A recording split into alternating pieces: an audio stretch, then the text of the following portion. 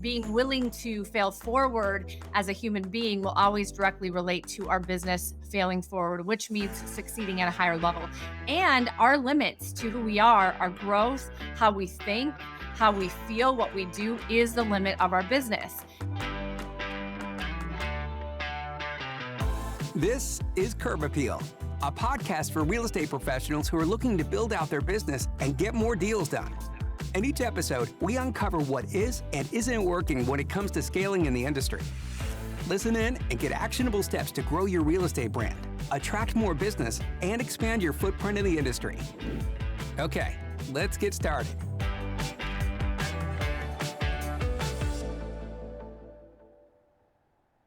All right, everyone, welcome to another episode of Curb Appeal. I am here with Carrie Briner. She has been a top producing real estate agent, was a broker in Minnesota, growing that brokerage to be the top real estate office in the entire state, which is incredibly phenomenal. She is an expansion team, trailblazer, and connoisseur. And additionally, she's been featured in Business Insider as one of the most innovative business coaches in the country. Carrie, how are you? I'm great. How are you? Thanks for having me.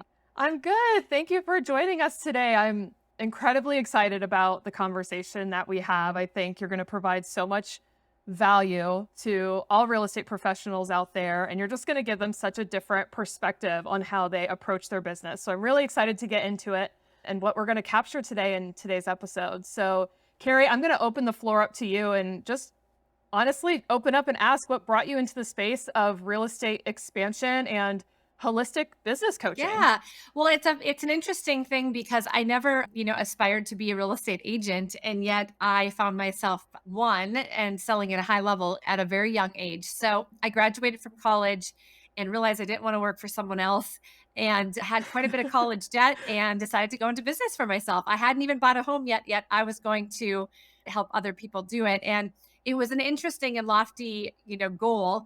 And yet there was something in me that was I just knew that this was what I was supposed to do. And I think it really was, first and foremost, coming from a place of just really being deep down an entrepreneur and knowing that I had a potential that I could not potentially reach inside of somebody else's world. And I had a small, short stint in corporate America, and I made that assessment quickly. I don't believe in, coincidences though. And so I could have picked any industry really at that point, coming fresh out of college. And for whatever reason, real estate was what called to me. If I fast forward now 11, years after I sold real estate and beyond, now I've been in the business for 23 years.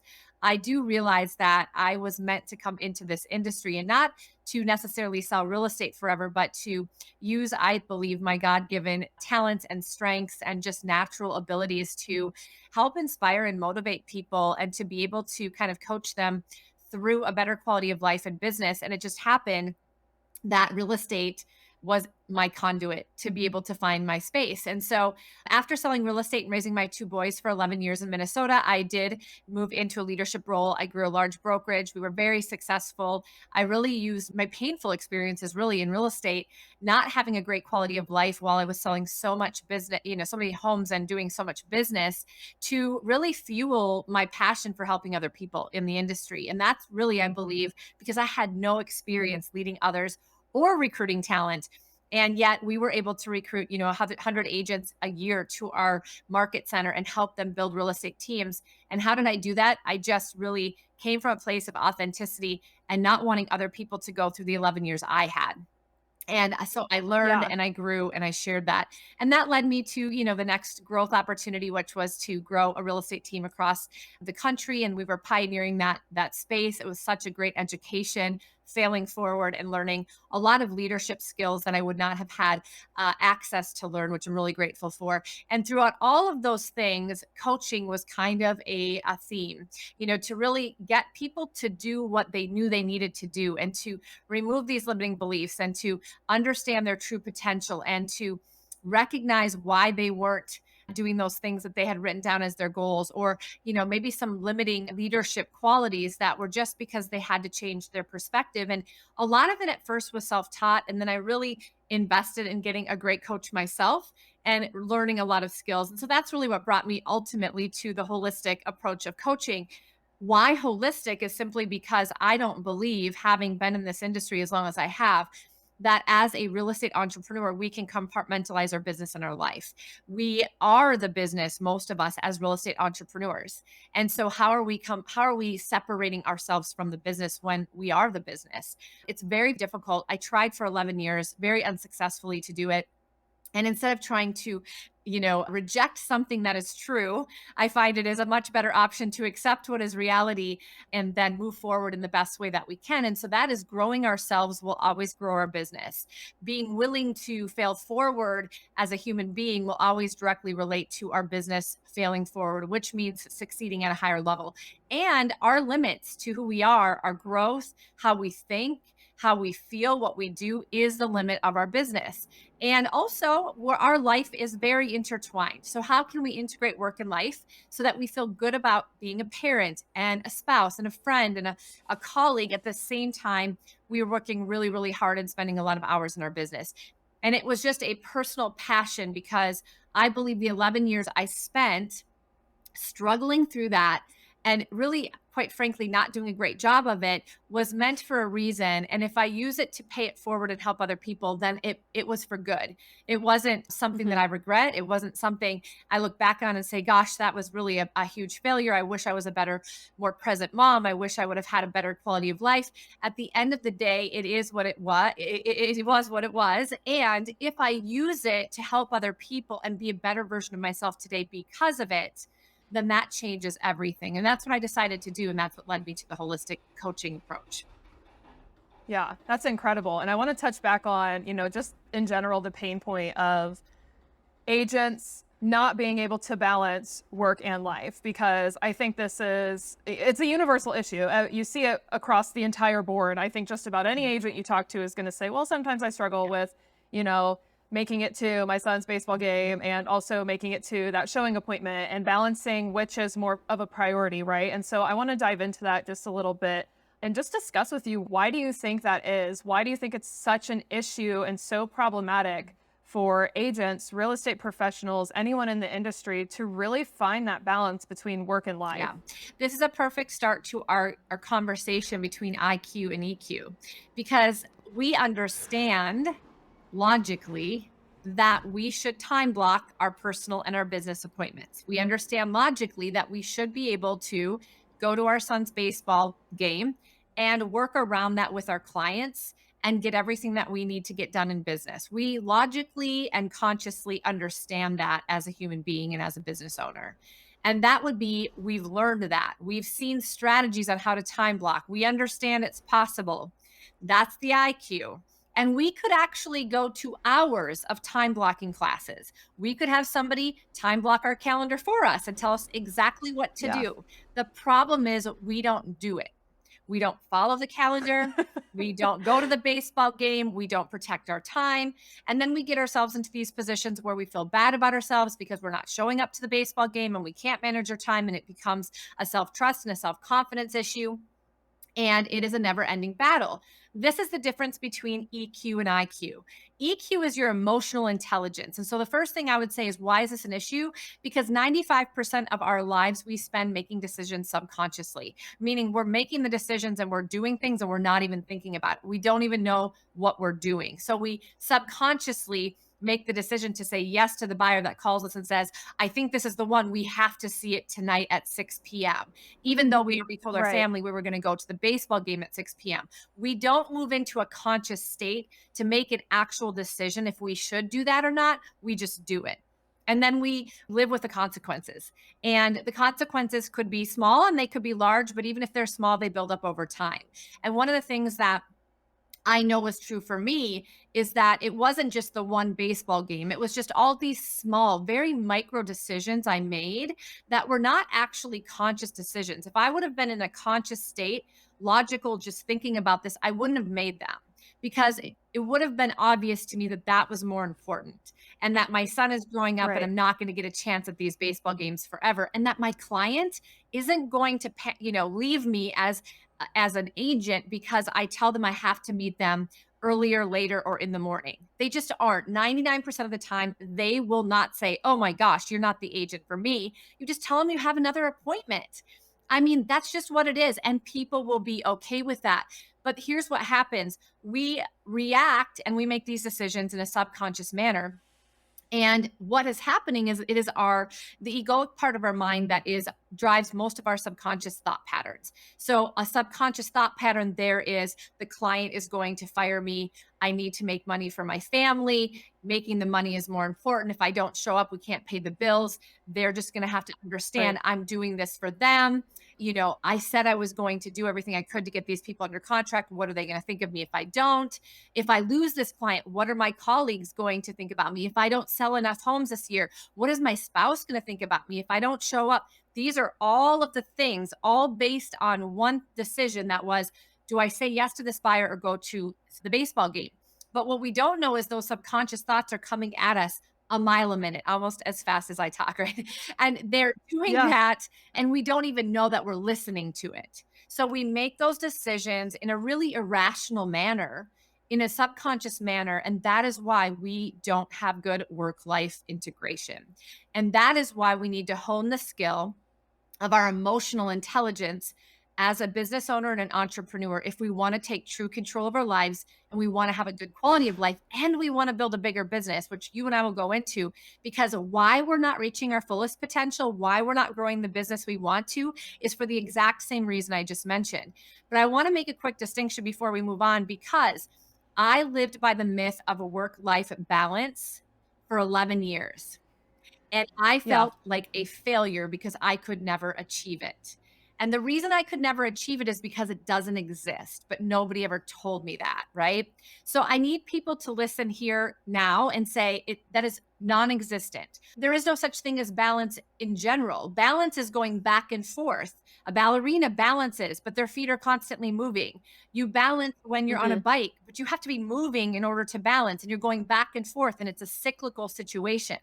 So I like to use the word work life integration because I do believe, and I have been able to change my thinking around this, change my calendar, and change my life and business because of this thought process, which is we can be a great business owner and have a great quality of life if we realize not every day is going to be equal, not every week is going to be equal, and not every month or year is going to be equal. However, we have to have the priorities in the different areas of our business and life. We just have to make sure we're touching back on those at different points. Just like a ballerina is doing that, we're touching back quickly. So that was one thing I had to understand: is it's not balance, Carrie. You haven't achieved it because you can't, but it is integration, and that is in your control. That is in your power to make that decision if you want to. So pick your priorities and make sure throughout the days, weeks, months, and years, there are moments of time where you're touching back with all of the things that are important to you. And you have to be okay with realizing sometimes your child needs you more and business is going to be on the back burner. Sometimes business needs you more and your family has to understand that for a period of time. But you don't do it for too long that you lose those relationships or priorities. You go back and forth as rapidly, really, as you can.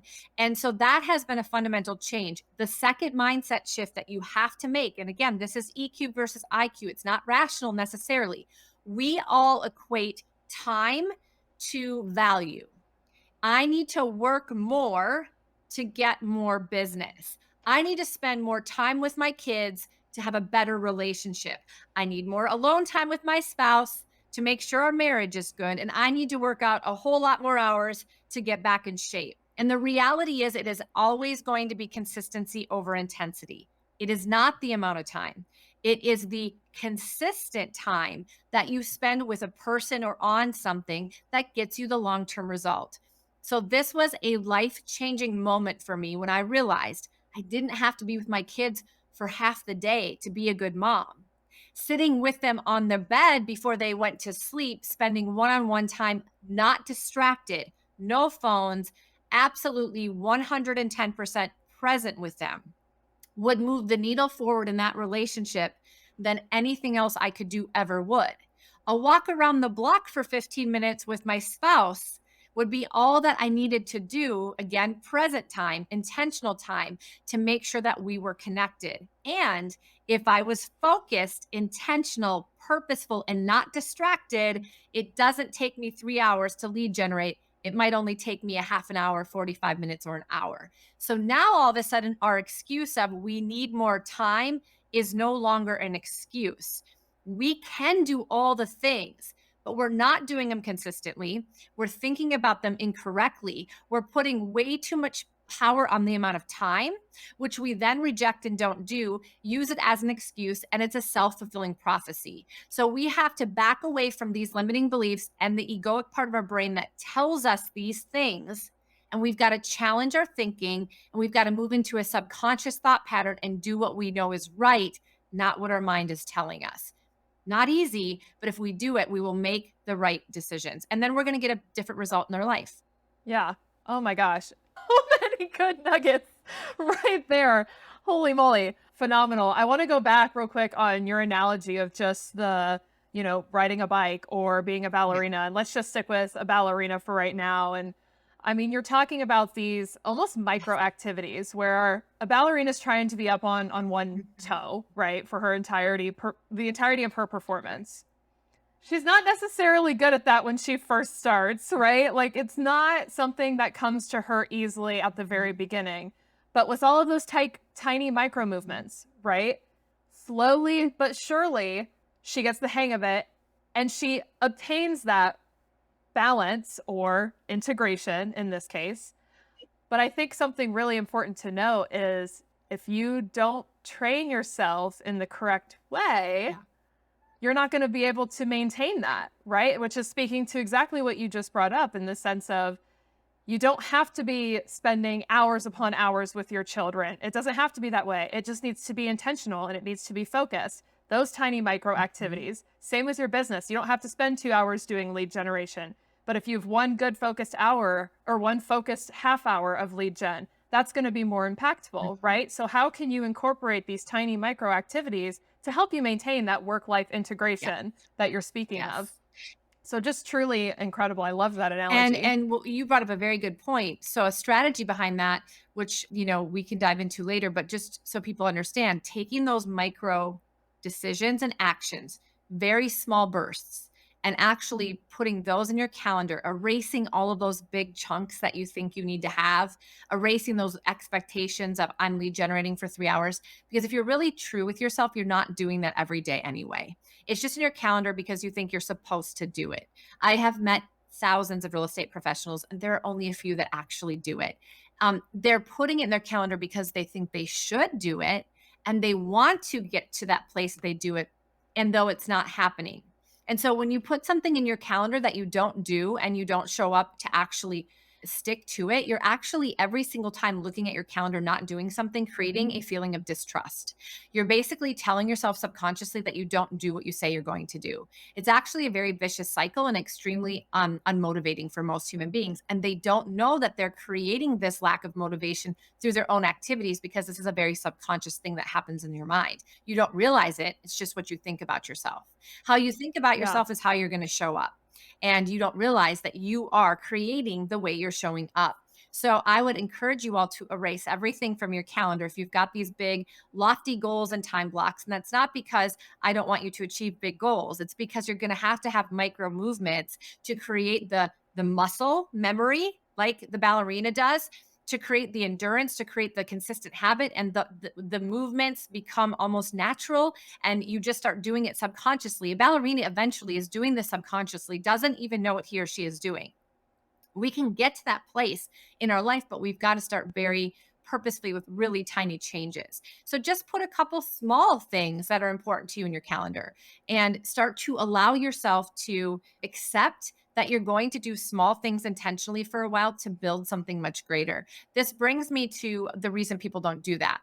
People will tell me, they will literally tell me in coaching conversations, I don't want to erase all these things on my calendar. There is no reason I should not be doing the things that I should be doing for 3 hours every morning. There's no reason I should be working out for an hour. But the question keeps coming back, but are you doing it? No, I'm not. Doesn't matter if there's a reason or not, you're not doing it. So every time you don't do it, you're creating a challenge for yourself and making it harder for you to get into a better state of action because of what you're putting in your mind. And they'll say to me, I feel like a loser if I erase all this from my calendar and I put lead generation for 20 minutes. Like I literally feel like a loser. This is also something that the egoic part of our mind is going to tell us. You should be able to work out for an hour a day. You should be able to lead generate for 3 hours a day. Why can't you do that? Somebody else down the road here, or this other Mm, agent over here does this. This other mom, she seems to have all the integration. And so what happens is we listen to our mind who tells us we should. Therefore, we say we're going to, but we aren't. So we have to just stop thinking about what other people do because most of what we think other people do isn't the truth, anyways. And we have to stop with the ego telling us what we should feel about ourselves because the actual forming of a habit is a psychological event. And we have to understand the mind and move into that consciousness and go, it doesn't matter what my mind's telling me. Logically and in reality, this is how I'm actually going to build a habit. Small micro changes and movements and wins and consistency is what's going to get me to my goal, hands down. And that is what I want to really go into with you now is this constant challenging of our thinking and the battle with our own mind. When I was working 24/7 for 11 years and had 2 young children and was trying to be a mom and felt very bad about the balance that I wasn't achieving, I didn't have great health. I didn't see my family members, my extended family members very much because I never had time. I had a failing marriage. I didn't feel good about myself. People thought I was very confident because in business I was. Business was where you mhm. could go Yep. to hide from all the other things, and it was the thing I did the most, and so I would go there because I would feel valuable and I would feel confident in those areas, but in every other area of my life, I had no confidence and no self-trust, and I felt horrible about myself and guilty all the time. And I find that a lot of entrepreneurs feel the same way. And the reason is because we aren't waking up being ready to battle our mind every single day and move into conscious decisions. We're just letting our mind tell us what to do, and it's not good for us. Our mind is not going to tell us the things that are good for us. It's going to tell us the things that it thinks is going to keep us safe. It's going to Mm, keep us in a yeah. mindset of scarcity. It's going to tell us the things that we are listening to and we believe them to be real. We believe our thoughts to be real things. We believe them to be the reality of our life. But what we have to realize is thoughts are absolutely not real things. And if we start challenging the thinking and we wake up with the first mindset, which is, I'm going to be in charge of my life, not my mind. I'm going to be in charge of my life. But it isn't going to be easy. And so I have to wake up ready to take on that battle and win that battle in the morning and first thing and throughout the day. And it's a training. It's just like a ballerina. Every single day you do it and it gets easier and easier. At the beginning, it's really hard. And that's why most people don't stick with it. Yeah. And I actually, you reminded me of something. I forget what I was listening to, but it might have been a podcast. And they were talking about how our mind works in general. And I think this is really going to resonate with just what you were saying. Our mind can't perceive the distance or the difference between what is an actual threat and what is a perceived Yes. threat. And I think this plays a huge role in what you're speaking to right now because we think of those big tasks, right? Let's put lead gen on the calendar for the first 5 hours of the day because I need to get my leads up. And the only way I can do that is if I am cold calling for either 5 to 8 hours a day. And that it is what it is. But then when you see that, your mind perceives that as a threat. Mhm. And so a lot of people, they flee from that, Mhm. right? AKA they don't do it. Mhm. Yeah. And so we have to move again, just as you were saying, we have to move from that subconscious thinking into that conscious thinking to then get our minds to flip Mhm. back and say, no, this is not an actual threat. Like you are not in immediate danger from No. this. Your mind is trying to trick Mhm. you. And so it is. It's this constant cycle back and forth of you Mhm. consciously making decisions for yourself throughout the day versus what your mind is Mhm. subconsciously thinking you should be Yeah. doing. I mean, the ego part of our mind was developed originally when, in the early times of the human being to protect us from actual physical danger because we had to go hunt and gather. And there was we were in threat for our life on a minute by minute basis. Thankfully, most of us today are not in that danger. And so what has happened is it has evolved and our egoic part of our mind has actually evolved to protecting us from emotional danger. And so almost all of our reactions subconscious come from what do other people think about us? Will people still like us? Will we be right? Will people love us? Will we be rejected? Will we be successful? What would happen to our relationships if something wasn't successful? What would it look like if I failed? That's why we have a hard time being authentic. It's why we have a hard time being transparent and honest. It's why we have a hard time failing forward. It's great to say, I'm going to fail forward. But then when people start failing, they freeze and they don't fail forward. They don't move forward at Yeah. all because they don't want to fail because it sounds good. But when we're in the moment, oh, what are people thinking about me? What if, what if, what if? And so this ties greatly into we get into those scarcity moments. We say yes to the buyer for the showing instead of going to the baseball game because we come from a place of scarcity that if we lose that client, then we're going to lose that money and then we can't pay our bills and then our wife won't like us anymore. And I mean, it goes down this entire trail over literally asking somebody to just, move the appointment by an hour. Literally, that is what our brain does. Right. So we can either allow that cycle of thought process and then react subconsciously to it, or we can immediately stop and move ourselves out of this subconscious thought pattern into consciousness. And it's an actual skill you can learn to immediately realize I'm in a subconscious state. I need to move into a conscious state and I need to make an actual decision for myself. I can't let my mind make this decision. It's not natural. And if you practice it, it can become very easy, but you have to be dedicated to it. You have to learn about it. And that becomes a part of self leadership and personal growth.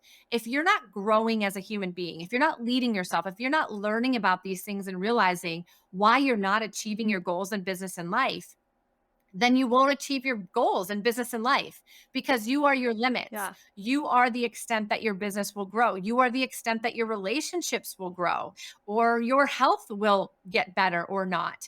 And so, we've got to realize that we can go to all of these webinars and we can learn all of these tactics and strategies and we can learn another lead generation tool and we can buy another CRM, or we can spend a little bit of time leading ourselves first and learning about the things that are actually going to get us to do the things that we are learning.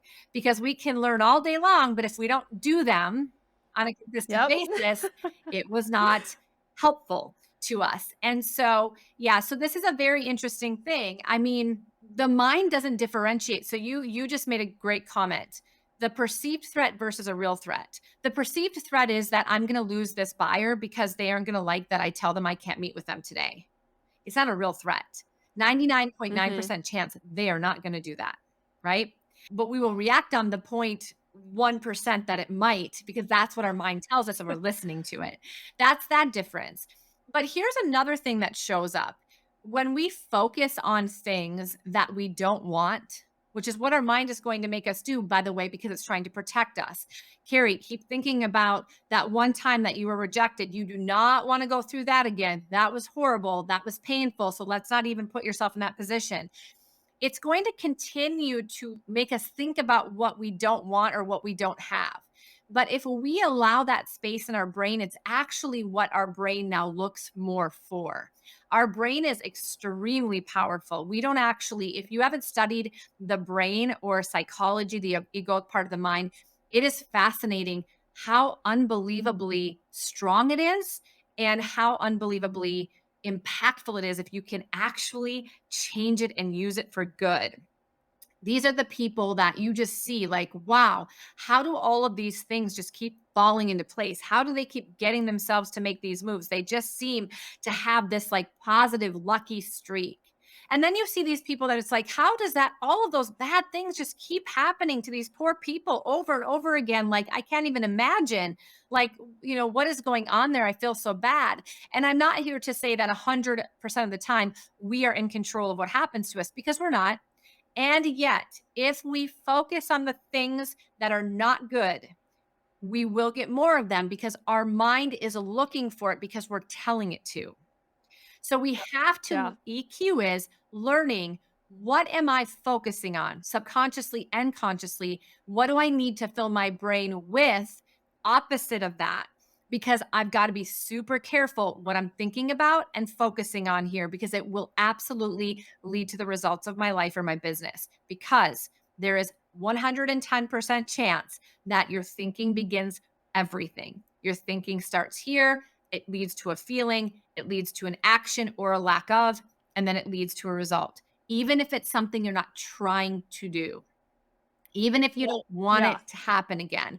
And so the awareness of this is very, very critical. And then doing things that change that internal dialogue, and you have to do that consciously. And that's really important. The last thing, and then I'll have you ask some more questions that I really think I don't want to miss talking about is the attachment to business or to the role that That's what I was gonna bring up. Yep. We're on the same all right. page. I would say this is probably one of the most detrimental and powerful things that you can become aware of. And a lot of you listening today might not even be aware of this. So I hope this creates a new awareness for you and a change in your thinking, which will absolutely get you into some different action. It is so impactful, but we are a human being. Okay. That's how we're born. We're born a human being. We have no role. We're a person. We are a spiritual being in some way, shape, or form, however you believe that. And yes, we have a mind. And yes, we can start thinking. And yes, we learn and grow. And as we become older, we start to take on roles. We're a daughter or a son, a brother or sister, cousin, friend, a student to a teacher. And then all of a sudden, we are a parent and a spouse and maybe a community member, and we are whatever we are in our career. For the purposes of today, we're a real estate agent. Maybe we're a real estate leader. Maybe we are a broker owner, whatever we might be. But we are those people. And we have to make a very conscious effort to create a distinction because we say we are those things. And so we're playing those roles. Remember, words matter. When we're constantly saying to ourselves, we're a parent, we're a mom, I'm a mom of two boys, this is who I am, it defines me. I'm a real estate agent, it's my career, I'm the number one agent in this market, I'm a broker owner, I own my own business. This is what you're doing. It's not who you're being, it's not who you are, it's what you're doing. So what happens to people in real estate because real estate a lot of times starts off with one person. When I got my real estate Mhm. license, I was a real estate agent and I was my business. There's nobody else in it with Yep. me. And so that becomes, I think, why in our industry it's so prevalent that we get so over identified with our business. It's so personal. Like you say something about my business, you are cutting right through me as a human being because I am my business. If my business fails, I'm a failure. If it succeeds, I'm a success. If, it makes money, I'm making all the money. If I'm losing money, I suck and I'm a loser. And if I make a mistake, now I am a mistake. Mhm. I don't know what I'm doing. And these are really, really challenging thought processes because here's what happens. We will never take the risks that we need to take or try something new or fail forward to grow in our business if we are too attached to it and it is a direct reflection of who we are as a human being because that is far too risky. The egoic part of our mind is not going to let us do that. It's going to say, oh, stop right here because what if you fail? That's going to look ridiculous and you're going to be a failure. It's also not going to let you do the things that you need to do. You don't wake up every day and make a call because you're afraid that you're going to get rejected because people aren't rejecting your service, they're rejecting you. No, they're not. They don't really care Yeah. about you. They're rejecting the service because they don't need it right now. But we can't create a distinction. So, this is also why we say no to the baseball game and we say yes to the appointment because if we don't make the money, if we don't succeed, if the client fires us, this is a direct reflection of who we are. Interestingly, that will take over the direct reflection of who we are as a parent. And it does it mostly because we're coming from scarcity and money creates that. Image creates that. And business ownership kind of creates that. So, I would just say if you feel very defined, if you feel like your business is you, this is a moment for you to start detaching from that and learning a little bit about what needs to happen for me to not feel that way.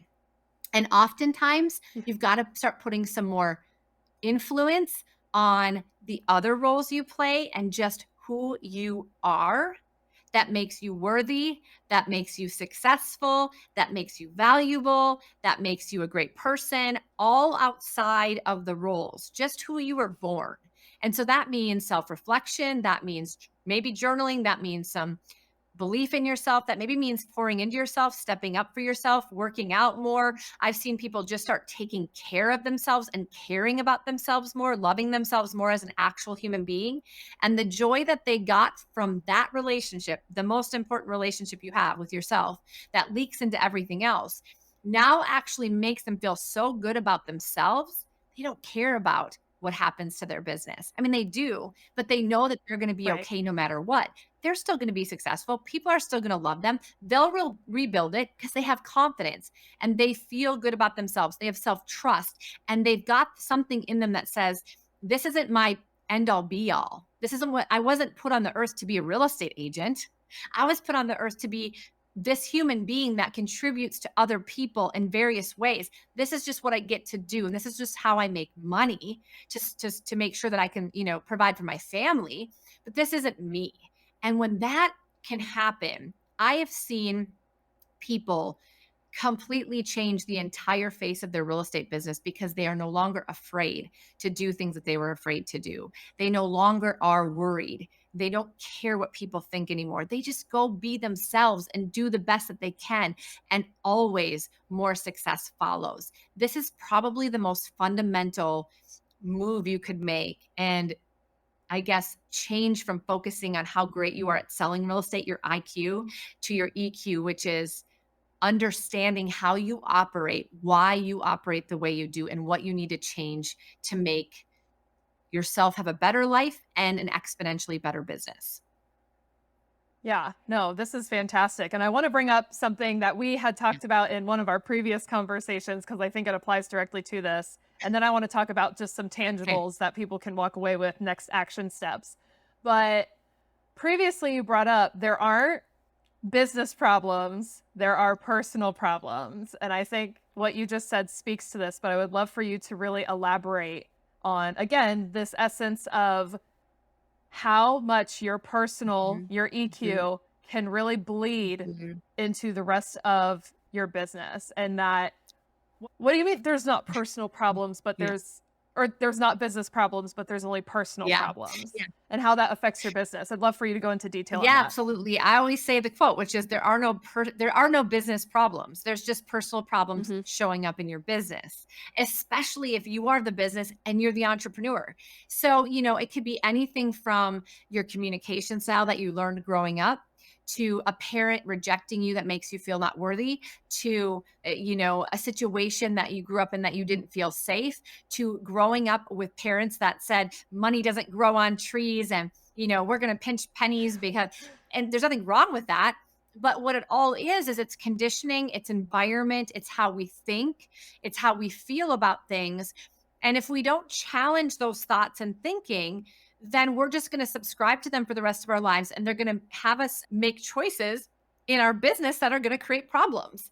So we think it's a business problem. We try to throw a bunch of business solutions at a problem that is stemming from a personal place.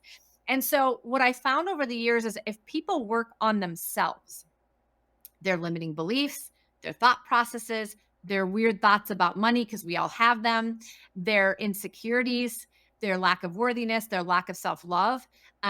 Maybe, I see a lot of relationship challenges people have absolutely show up in their leadership on a daily basis. They take the rejection of a past relationship and they project it into their business, and they come from a scarcity mindset of rejection, and they make all the wrong decisions for their business when it comes to the people that they're recruiting or bringing into their world, and it implodes. Wow. And this is not, and it wasn't because there was a business problem. They brought great people into their world. They had a great business. It's because as a human being, they didn't realize what they were doing because it was subconscious and it was stemming from something in their life.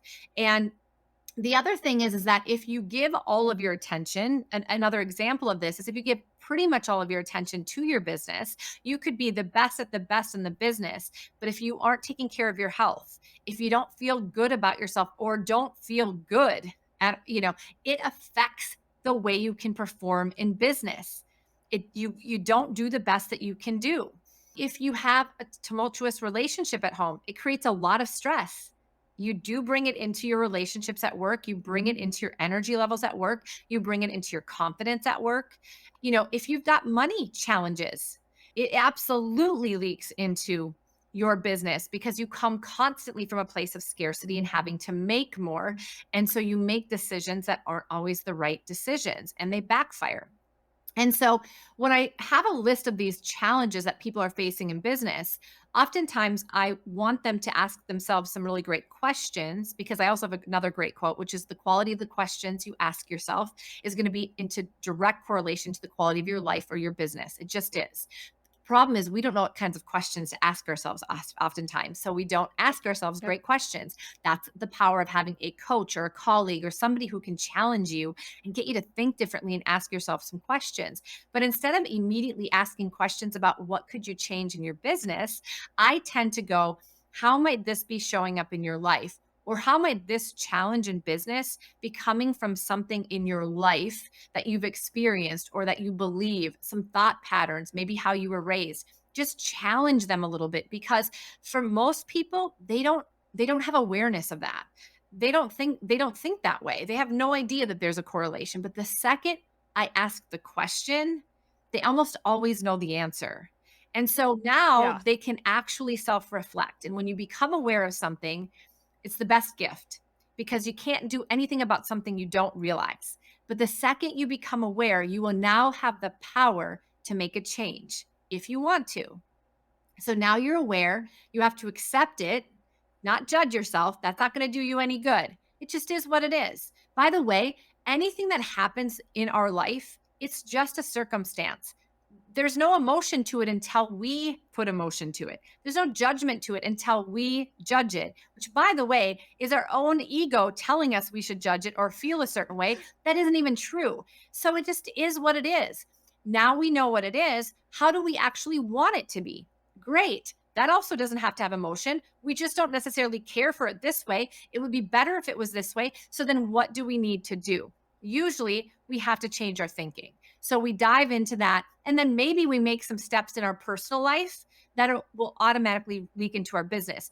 So when I tell people, don't keep working at your business to get a better business result, what I mean by it is if you really work on yourself, I promise you, your business will always grow. It's personal growth through business success. Also, your business is awesome because it gives you challenges every day to work on yourself, right?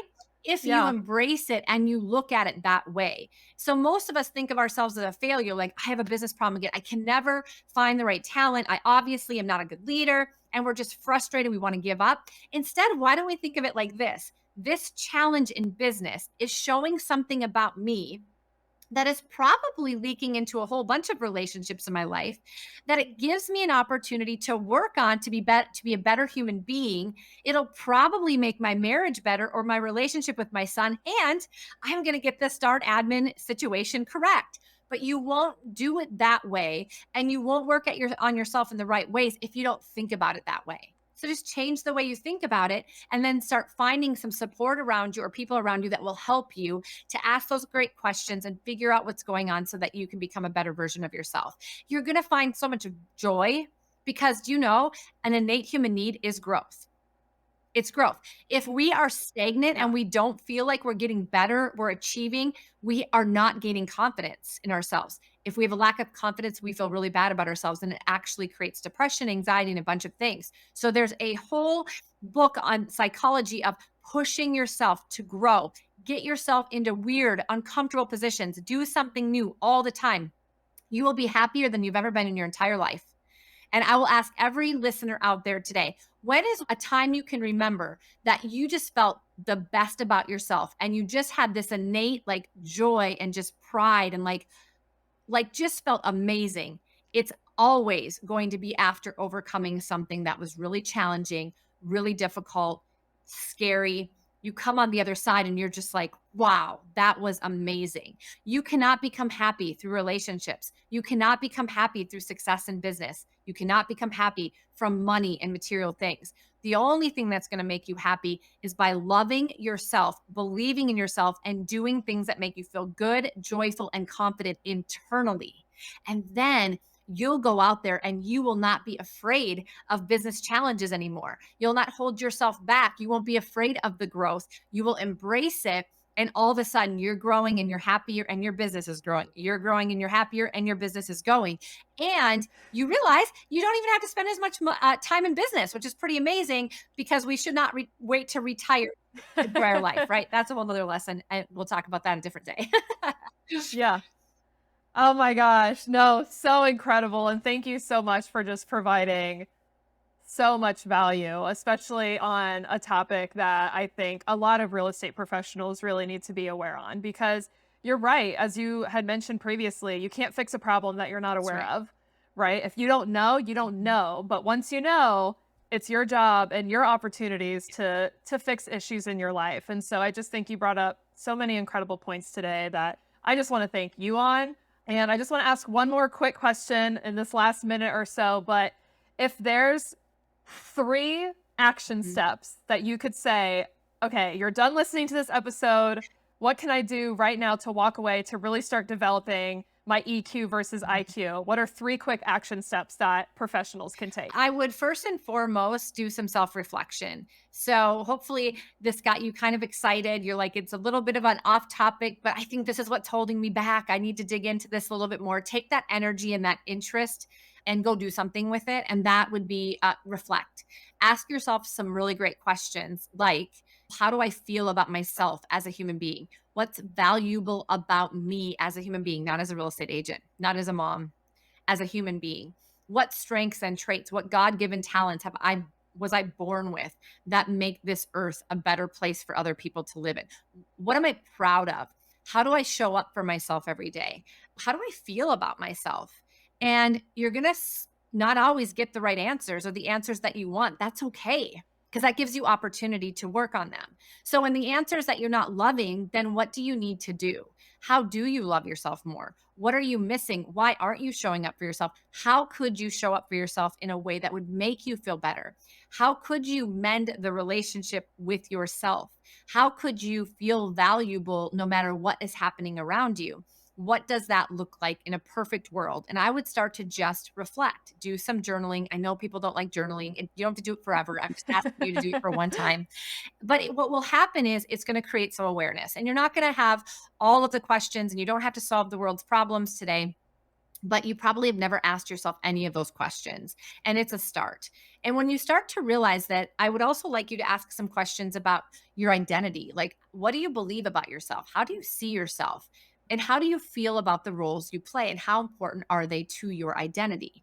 There's a great book that I always tell people about, and it is called Personality is a Permanent, and it's by Dr. Benjamin Hardy. I had a great opportunity to interview him once on Facebook Live, and we just had a phenomenal discussion. He's a psychologist, and he thinks in ways that I just am very intrigued about when it comes to this idea of EQ. But in that book, he shares with us that our identity is not permanent, neither is our personality.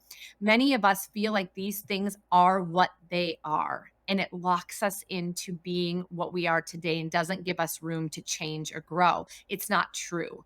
In fact, we change all the time. We just don't realize it. So, why don't we make some conscious decisions to change our identity? And the identity is what we believe about ourselves and how we feel about ourselves. So, you may be stuck in an identity that you say, I'm just not very detail oriented. I'm just not a great Mhm. leader, et cetera, et cetera. These things are holding you back. So, that's a great book to take a look at. The other thing I would say is just start challenging your thinking and be aware that 95% of the time, the decisions you make, you're not making on your own. If you just simply have that awareness, it'll be fascinating for you because you'll make a decision, and you'll realize, wait, I don't think I even made that decision because now you're just aware of it. That's good. And then just start slowly but surely moving yourself out of that and changing the decision you made or making a different decision. It's just being aware of it. Um, and so those are a few small steps. The other thing is to change your thinking around work life balance, integration, and to start actually looking at your calendar as a tool to empower you to have a great life. You have to have discipline to some degree as an entrepreneur to have freedom. We all got into real estate entrepreneurship for freedom of time, freedom of money, freedom to do whatever we wanted to do whenever and wherever we want to, and freedom of the future, freedom to make our own decisions. And yet, it's oftentimes that freedom that makes us not successful. So we have to have some amount of discipline, but it doesn't have to be astronomical. It just has to be some consistent small moves in the areas of life that are important to us to create a consistent effort so we can have the results that we want. And so what I would tell you is erase your calendar, start from scratch, and start having some, micro changes and these little tiny things in our calendar that make us have wins. Because when we have a small win like that and we have a win every day, I did that. I got one more call in. I moved my body for another 15 minutes. I'm starting to feel confident. These wins build upon each other. I trust myself. I show up for myself. I'm doing those things. So please remove the limiting belief that you are an overachiever and you have to go all out and do everything and do it for hours. It's not reality. It's not how our brain works. You have to start small. So just embrace it. Don't feel bad about yourself and just rethink your calendar and really use it as the tool to create some discipline and some consistency in your life. And I promise you'll have all the freedom that you want. I think if you did that one thing, along with just now moving the awareness that you have around a couple things happening in your mind, you really will wake up feeling differently about yourself and realizing some of the things that you're doing to self-sabotage that you didn't even know you were before. Yeah, just incredible. Carrie, thank you so much for joining us today. Where can our audience find you? What social channels are you on? What's your website? Let us know how our audience can connect with So you can find me on all the socials. Actually, if you just type my name in, I have a YouTube channel. I put a lot of shorts in there that might get you guys back into some of this thinking. So that's a great place. If you just search for Carrie Briner on YouTube, of course, on Facebook, Instagram, and LinkedIn. I'm very active on all of those social medias. You can DM me. If you go to www.levelupwithcarrie.com, you can see a little bit more about myself, my testimonials. You can schedule a free call. I do free calls, and there is no obligation, there is no cost, but I love to meet people who really feel inspired by this and feel like this is the time that they need to change. Because there was a time in my life, years ago, where my life was in shambles. And I needed hear this message, and I needed to make a change. And I did. And it was because somebody was willing to give me that time, and I was able to find somebody that was willing to guide me through this. And so I do still have a coaching practice. I also have some other people who are very much in alignment with this idea of holistic coaching. And we're here to help. And we also are here to make coaching a little bit more available to the masses. So we tend to have some pretty affordable opportunities, both one-on-one and group coaching. And that's just because we want to make this stuff accessible. Because if you are there saying, I need this and I want this and I'm ready to do the work, we would really like to support you. So hopefully I'll hear from some of you. And if not, just, tag me on Facebook, say hi, let me know an aha. I hope that you guys learned something today, and hopefully I'll see you back on some future sessions here and in other places as well. And I really appreciate you guys giving me the space to talk about this, because I really believe this is what I'm supposed to be doing. And if it made somebody think differently today, that's going to change the trajectory of their life or business, then I feel I've lived out my purpose today. So I thank you for allowing me to do that. Of course, absolutely. And thank you for sharing your passion and all of your values and nuggets. I think it's going to help so many agents out there who are listening. And real quick, before we sign off, be on the lookout, since we've been talking about coaching and accessibility to Carrie's phenomenal insight and expertise. We are going to be hosting a webinar where we're going to be talking about really the tangible how-tos on developing your EQ versus IQ. So be on the lookout for that webinar. Until then, everyone have a fantastic rest of your day. Carrie, thank you so much again for joining us. We all really appreciate it. Thank you. Thanks for listening to Curb Appeal. If you enjoyed this episode, make sure to follow along on Apple, Spotify, or your favorite podcast app.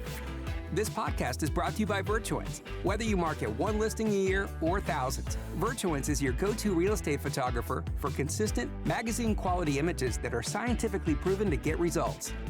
For more episodes of Curb Appeal, please visit virtuance.com/podcast.